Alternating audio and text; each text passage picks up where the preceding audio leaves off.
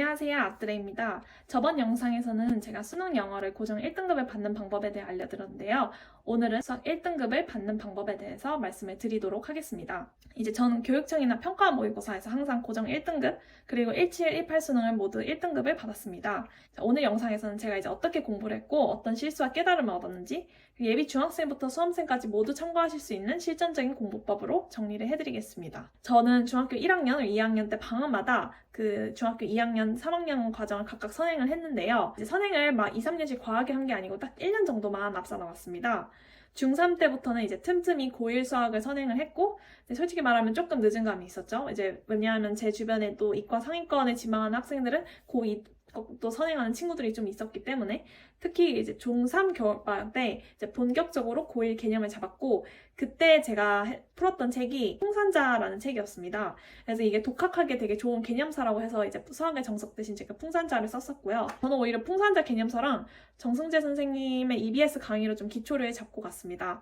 제가 고등학교는 이제 강남에 자사고로 입학을 했는데요. 전국단위 자사고는 아니고 이제 그냥 중학교 때 성적 50% 이상 되는 친구들만 학기로 모집을 해서 들어갈 수 있는 자사고였습니다. 그래서 자사고를 진학을 했는데 1학기, 2학기 모두 내신 1등급을 받았고 교육청 모의고사도 전부 100점을 맞았습니다. 그때 느꼈던 거는 제가 중학교 때 확실히 개념을 탄탄하게 쌓아놓으니까 고등학교에서 그 실력을 발휘를 하는구나라는 걸 느꼈고, 다만 이제 고등학교 1학년 때까지는 괜찮은데 고등학교 2학년 이과를 진학을 하게 되면서 갑자기 이제 수학 범위의 양이 엄청나게 늘잖아요. 뭐 미적분 1도 해야 되는데 2도 하고 기하, 벡터, 확률과 통계 이렇게 다 하게 되잖아요. 상위권 친구들이 또 대부분 다 이과로 같이 오니까는 학생 수도 줄고, 그러면 이제 등급 간 학생 수 격차도 확 줄어들게 됩니다. 그때는 좀 내신이 1등급에서 좀 떨어졌고요. 그래서 이제 2, 3등급 왔다 갔다 했는데, 모의고사는 근데 계속 이제 당연히 고정 1등급이 났고, 다만 이제 3월 빼고는 100점까지 나오진 않았습니다. 기하, 벡터, 확률과 통계, 미적분 1, 2 이걸 다 혼자서 선행을 했어야 되는데 양이 너무 많은 거예요.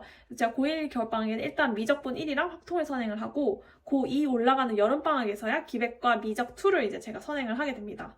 EBS 인강만으로는 자사고 내신 대비 좀 한계가 있었다고 많이 느꼈습니다. 고2 때는 솔직히 말씀드리자면 너무 이 앞에 있는 것을 쳐내느라 바빠서 개념이 좀 다져지지 않은 상태에서 이제 선행만 좀 했었던 것 같아요. 그래서 제가 고3 겨울에는 다시 개념부터 잡자 해서 그때 제가 선택한 게 정승재 선생님의 이제 개떼작 강의였고요. 개인적으로 좀 정승재 선생님이랑 잘 맞았는데 이게 진짜 신의 한 수였던 것 같습니다. 고2 때는 좀 기본 개념이 많이 흐트러져 있었는데 강의를 들으면서 개념을 다시 잡을 수 있었고, 이 개념을 바탕으로 이제 고3 때 올라가서 당연히 평가원 모의고사랑 교육청 모의고사 모두 수학은 1등급이 나왔고요. 고3 여름방학 이후에는 제가 시중에 있는 뭐 신승범 모의고사, 한서원 모의고사 외에도 신기한 모의고사들이 많았거든요. 그래서 그 모의고사 다 사서 이제 미친 듯이 양치기를 돌리기 시작합니다. 그래서 하루에 수학 모의고사를 1회분에서 2회분까지 풀고 이제 체력이 정말 바닥날 정도로 양치기를 했습니다. 그래서 결과적으로는 이제 불수능이었던 17수능이랑 제가 반수를 했었던 18수능 모두 수학 1등급이 나왔고요.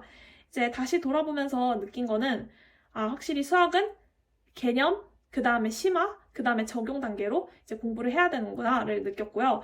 요즘은 진짜 수학의 정석 잘 안 보거든요. 수학의 정석 말고도 너무 좋은 개념서가 많아요. 그래서 굳이 수학의 정석을, 물론 수학의 정석이기는 하지만 굳이 봐야 될까라는 생각이 많이 듭니다. 그리고 처음 시작할 때는 저는 수학의 정석은 솔직히 비추천드리고요. 기본 개념이 잘 정리되어 있는 개념서들을 많이 시중에서 사실 수 있어요. 기본 개념을 탄탄하게 잡고 이걸 복습해 가면서 심화 개념까지 잡으셔야 됩니다. 기본 개념만 있는 게 아니고 이 개념이 어떻게 문제풀이에 적용이 되고, 그리고 이 개념에서 좀 더 심화된 되게 테크닉이 좀 섞인 그런 개념들이 있거든요. 그래서 그런 것들을 이제 같이 잡아주셔야 됩니다. 그 다음에 이제 킬러 문제로 넘어가게 되는 겁니다. 그래서 물론 그 사이에 이제 기본 개념만 적용한 되게 쉬운 난이도의 문제들도 많이 푸셔야 돼요. 많이 푸셔서 그 수학은 계산 실수는 당연히 줄여야 되기 때문에 상위권이 되기 위해서는 이 계산 실수들을 줄일 수 있는 문제들부터 쫙 풀고, 그 다음에 이제 어느 정도 심한 문제, 그 다음에 킬러 문항 이렇게 넘어가셔야 됩니다. 두 번째는 무리한 선행은 오히려 독이다.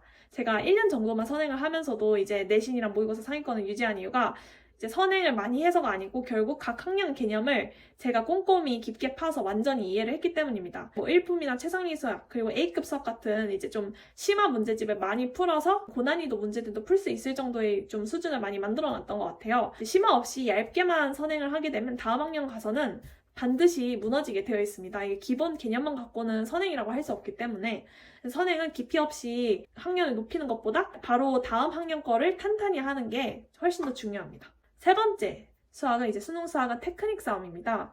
그래서 개념을 다진 다음에는 기계적으로 반복 학습을 통해서 문제를 이제 패턴화하고 유형을 패턴화를 해야 됩니다. 저는 양치기만 하게 되면은 오히려 너무 독이 될 수 있는데 제가 고3 때 하루에 한 1일씩 모의고사를 많이 풀었었는데 이게 체력적으로도 힘든데 그 각 모의고사를 제가 복기를 제대로 안 하고 테크닉을 파악을 하지 않으니까 모의고사 한 5회분 풀었는데 실질적으로 이제 배운 양은 1회분 양밖에 안 되는 그런 상황이 오기도 했습니다. 모의고사를 좀 적게 풀되 하나하나 문제마다 테크닉을 파악을 하시고 유형화 하시는 게 정말 중요합니다. 노트에 오답 노트도 있지만 심화 유형 노트라고 해서 각 수학 이제 심화 문제별로 어떤 유형이 있는지 그리고 어떻게 해서 결국 킬러 문항이라는 것도 다양한 심화 개념들을 이제 복합적으로 적용을 해서 만든 문제거든요. 그래서 킬러 문항에는 어떤 심화 유형이 들어가 있는지 그런 것도 이제 유형별로 정리를 했습니다. 오늘 일단 제가 수학 공부법을 되게 압축적으로 말씀을 드렸는데요. 제가 여러분들께 이제 요약해서 드리고 싶은 말씀은 딱 몇 가지가 있습니다.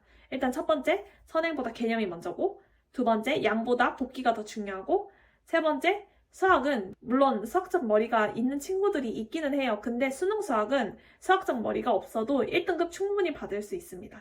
그래서 이렇게 영상을 마치도록 하고요. 다음 영상은 독해력 향상 공부법을 좀 가져와 보도록 하겠습니다. 시청해주셔서 감사합니다.